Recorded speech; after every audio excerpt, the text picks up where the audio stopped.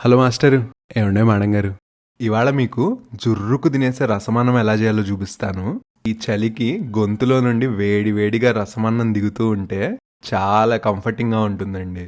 కొంచెం నెయ్యి తగిలించి ఒక ముద్దేమో వడియాలతో, ఇంకో ముద్దేమో బంగాళదుంప వేపుడుతో నంచుకొని తింటుంటే కాంబినేషన్ సెట్ ఉంటుందండి. దీనికోసం ఒక 5 టమాటోల్ని పురుగులు లేకుండా చూసుకొని పెద్ద ముక్కలుగా కోసుకోండి. అలాగే కరివేపాకు, కొత్తిమీరని కడిగి పక్కన ఉంచుకోండి. పులుపు ఇష్టపడే వాళ్ళు కొంచెం చింతపండుని మంచినీళ్ళలో నానబెట్టేయండి.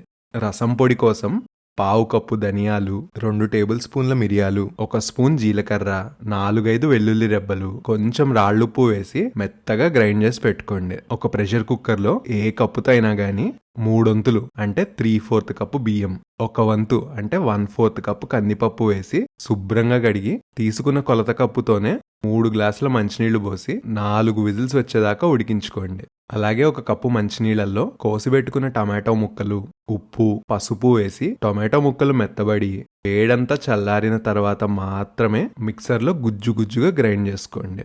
కుక్కర్ ప్రెషర్ వదిలేసిన తర్వాత గ్రైండ్ చేసుకున్న టమాటో గుజ్జు, కొత్తిమీర, కొంచెంగా చింతపండు పులుసు, ఉప్పు, రంగు కోసం ఎంటీఆర్ రసం పొడి, ఘాటుగా ఉండటం కోసం మనం తయారు చేసుకున్న రసం పొడిని వేసుకోండి. చివరిగా కొంచెం పసుపు వేసి చక్కగా కలుపుకోండి. మీకు ఇష్టమైన కన్సిస్టెన్సీని బట్టి సరిపడా మంచినీళ్లు పోసి ఉప్పు, రసం పొడి సరి చూసుకొని సన్నటి సెగ మీద 1 విజిల్ వచ్చేదాకా ఉడికించండి. తాలింపు నేతితో మాత్రమే పెట్టాలి, గుర్తుంచుకోండి. అలానే తాలింపు గింజలతో పాటు చేతి నిండా జీడిపప్పు వేయాలి, గుర్తుంచుకోండి. ఇంగువ, మిరియాల పొడిని వేయటం అస్సలు మర్చిపోకండి.